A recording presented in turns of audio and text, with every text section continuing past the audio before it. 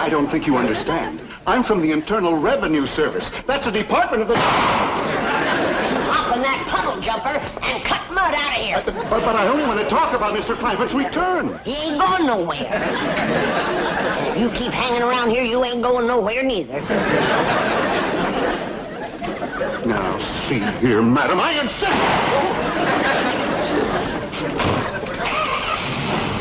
I'll be back. I'll be waiting.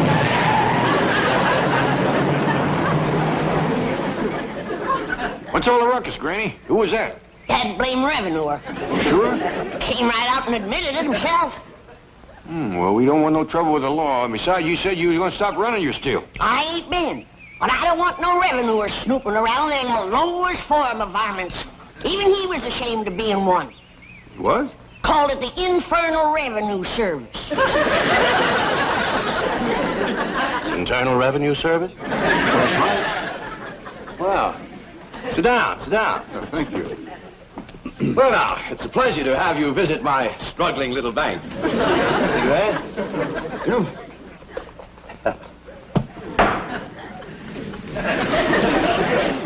There we are. Yes, it's always a pleasure to see you splendid chaps from the Internal Revenue Service. You know, I was just talking to my tax man yesterday. Aspen? No. Mr. Drysdale, I'm not here to talk about your income tax return. You're not? No. But your tax man did handle the return for Mr. J.D. Clampett, right? Oh, yes. Mr. Clampett is my largest depositor. Wonderful man. Salt of the earth. Honest as the day is long. Lovely family. Mr. Drysdale, I was just fired on by a member of that lovely family. Fired on, you mean shot? With a double-barrel 12-gauge shotgun. Wielded expertly by a little old lady no bigger than this. Granny. Oh, Mr. Landman, you have to understand these people. Oh, I understood her fine. What I don't understand is this. How can a man show an income of millions for last year and not one red penny for all the years previous? Oh, well, I can explain that. Well, the Treasury Department will appreciate it. Now, this is the beautiful mansion you just visited, right? Well, I would hardly call it a visit. Skirmish might be a better word. Here's the house, yes. Hey, Mr. Landman, would you believe that 8 months ago they lived here? No, frankly, I wouldn't. I give you my word. The poorest, most uninformed people imaginable. Like when an oil company tried to explore their swamp, old Jed's daughter hit him with a rock. Thought he was a revenuer. What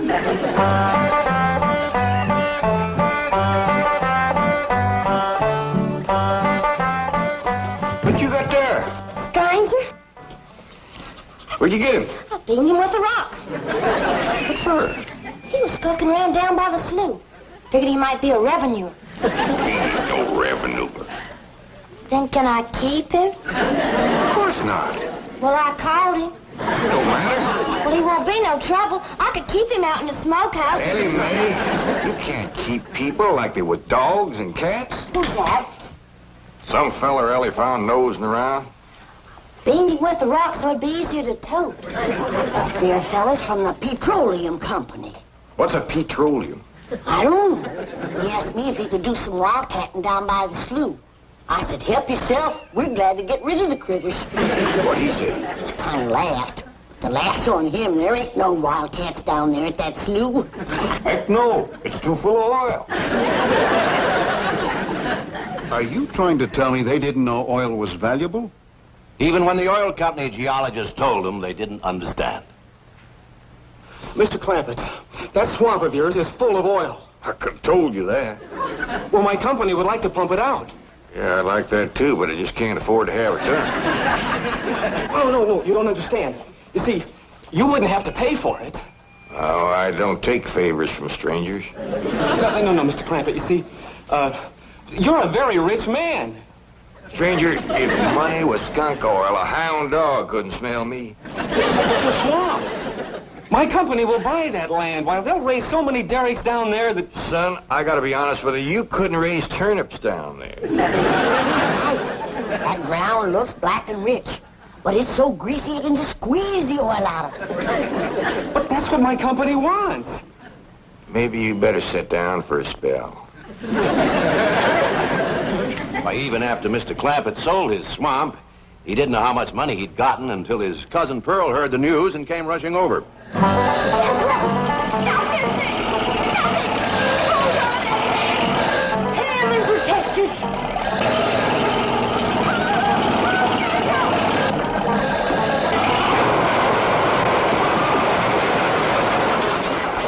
Did they hit us, Jed?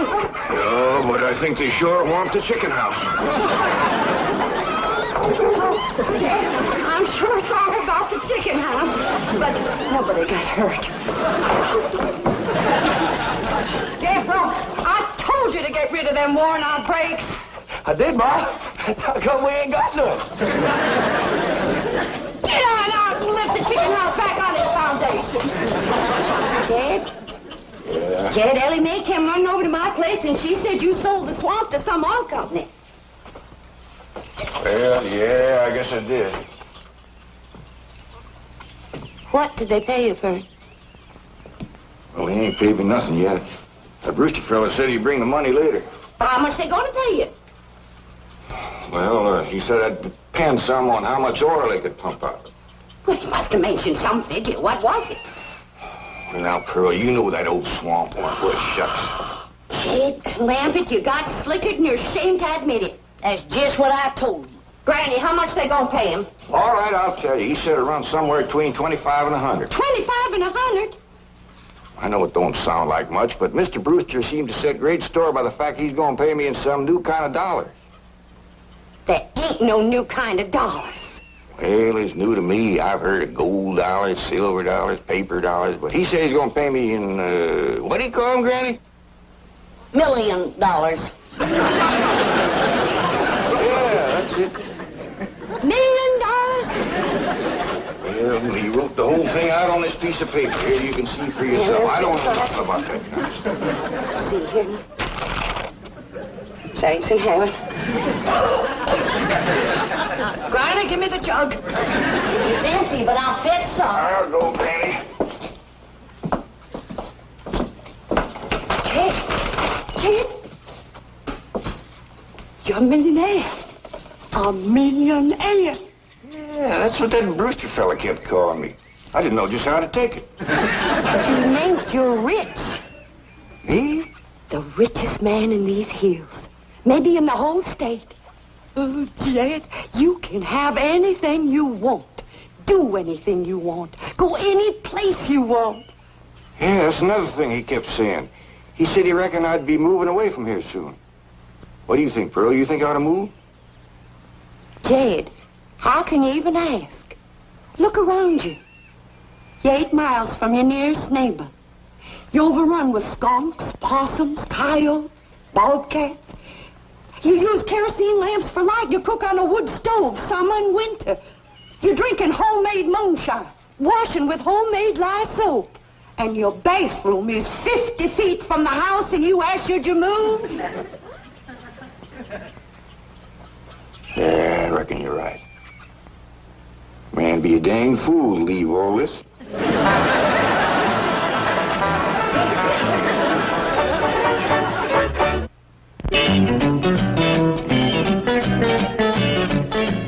You know, Mr. Drysdale, in the Internal Revenue Service, we hear some pretty wild stories. But this corn pone to caviar saga of Jed Clampett tops everything. Well, if you think it's been unbelievable so far, wait until you hear the rest of it. What I can't understand is how a man so insulated from the rest of the world ever heard about Beverly Hills, California. I can explain that in 2 words. Cousin Pearl. She's the one who had her sights set on California. Oh, there you are, Jed. You misunderstood me. I meant you should move away. And you know where I'd go if I was you? Where? California. California? Yes, sir. Beverly Hills, California. I hear tell it's full of millionaires out there. And movie stars, too. In what? Movie stars. Jed, remember the time that your pa took us to Eureka Springs to see the movie picture? Yeah. Well, the actors that make them movie pictures live in Beverly Hills. Go Aw. Yes. Well, doggy. Wouldn't that be something? Living in the same neck of the woods with old Tom Mix. It sure would. And we could come visit you. You know what else they say about California? What? It don't get cold out there. What don't get cold out there? Nothing don't get cold out there. They don't have no snow or no ice. Can't they bring some in? They don't want it. That's why'd be so good for Granny. Remember last winter when she slipped on the ice and broke her hip? Yeah, poor old woman. She was limping for 2 days. Well, that couldn't happen in California because they don't have no ice. How come? I don't know how come. But Granny'd sure like it, and we could visit you. Maybe Jethro know how come there's no ice. He's going to school. We could ask him. Jethro! Yeah, Ma. Come on over here. Speaking of school, Elly May could get herself a fine education out there in Beverly Hills. Yeah, Ma? Your rich uncle's got a question he'd like to ask you. What rich uncle, Ma? Your rich Uncle Jed. Jethro? How come there's no ice in California? Don't look at me. I didn't take it.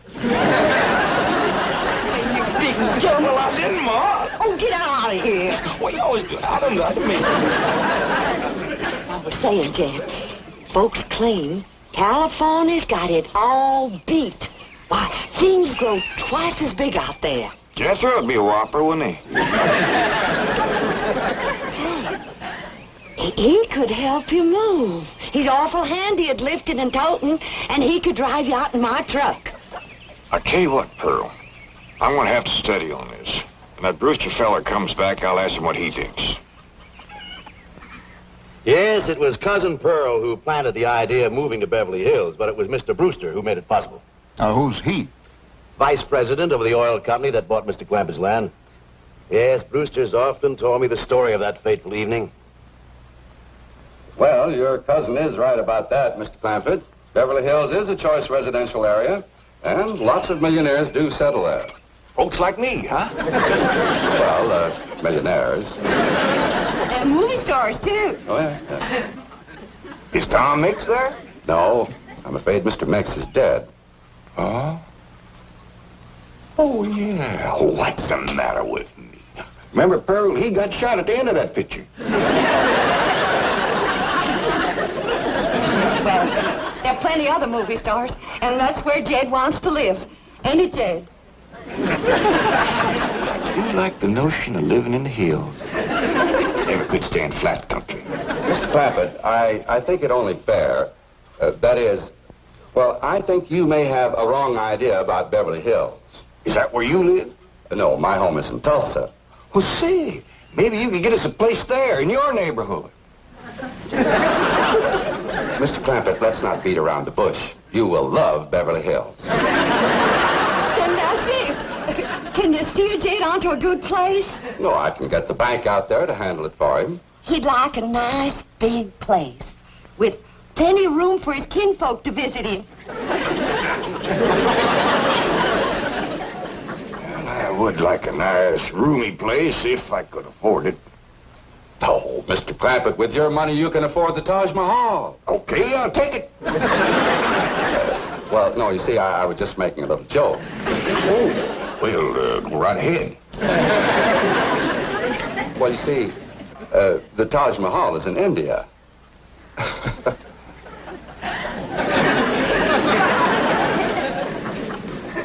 Mr. Brewster, you're a nice fella, but I've heard better jokes.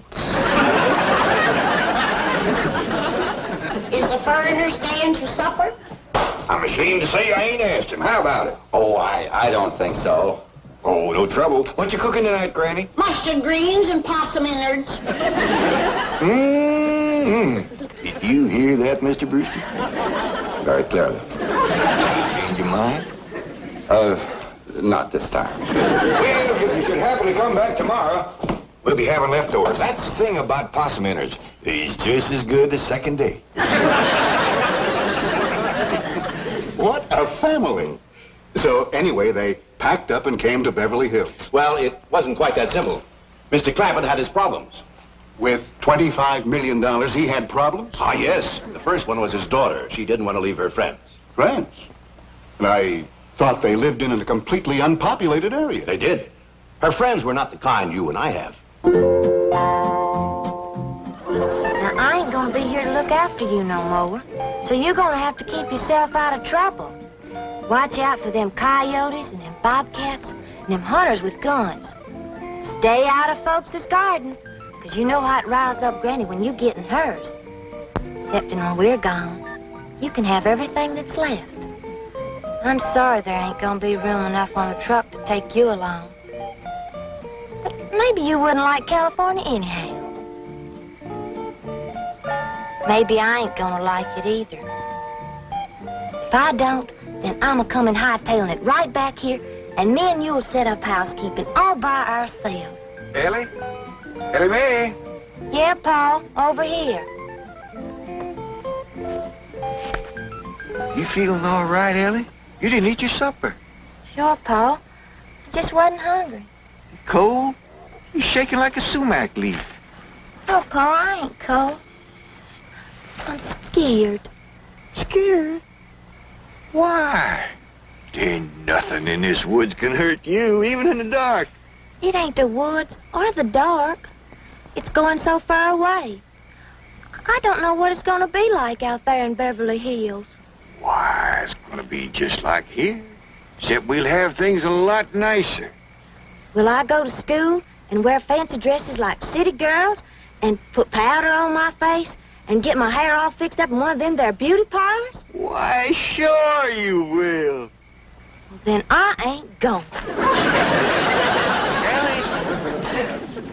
I want you to meet the Clampetts under different circumstances. You'll find them to be really charming people. Including Granny? Oh, yes. This time you'll get a completely different reception. I promise you.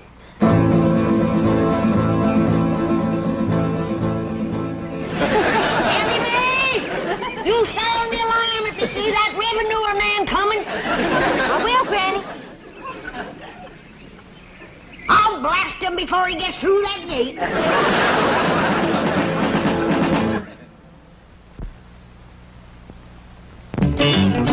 Of course, even after Mr. Clampett convinced his daughter to leave her animal friends, he still had Granny to contend with. I guess she didn't like the notion of being uprooted. That's putting it mildly. The way he tells it, she just downright refused to budge. Elly? If old Duke sits there with you, there ain't gonna be room for Granny. Oh, that's all right, Paul. Granny ain't gone. Who says she ain't? She says she ain't. That's right, Uncle Jed.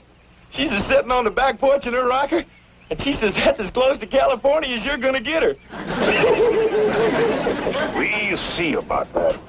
Dang if I ain't got me the mulest women. First it's Elly, now it's Granny. We ain't never gonna get there. Now, what's all this nonsense about you ain't going to California? Ain't no nonsense to it. If the good Lord had wanted me in California, he'd have put me in California. Maybe he's just getting around to it. The book says he moves in mysterious ways. Well, if he moves me, I'll go. But you and Big Jethro ain't a-budging me. Granny, this here Beverly Hills sounds like the kind of place you'd like. That preacher fella says they got smogs out there. What's a small? Well, me and Jethro figured out that's a small hog. And you heard what Pearl said. It ain't got no snow out there. You could run your still year-round. Runs the year round here. Yeah, but walking down through the snow to the still always makes you feel so miserable. I might feel miserable walking down, but the way I feel's coming back makes up for it. Hey, friend. We've been planning and talking about this trip for days. You never said you wouldn't go. Never said I wouldn't either. But that preacher feller has bought us a house in them Beverly Hills. He sent our $25 million to the bank out there. Well, you just chase on out after it. I'm staying right here. And I ain't afeard neither. Granny, I ain't leaving you here alone. And I ain't a budging out of this rocker. Let her roll, Jethro.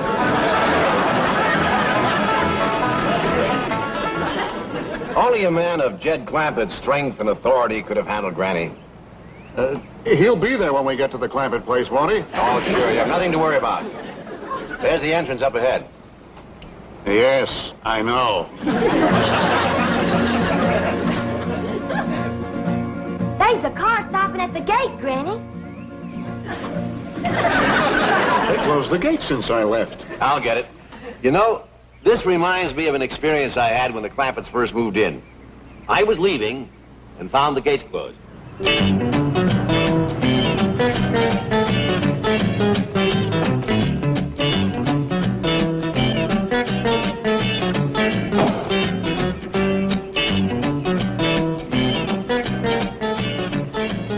Hello. Hello. Mr. Clampett, can you hear me? Yeah, I can hear you. Good, good. I need your help. Sounds like you're inside the wall. I am. Would you let me out, please? Well, you bet I will. You stay right where you are. I'll get me an axe and have you out of there in no time. He demolished 10 feet of wall before I could stop him. Granny, Mr. Drysdale's opening the gate. Good. He's leading that revenuer right into a trap.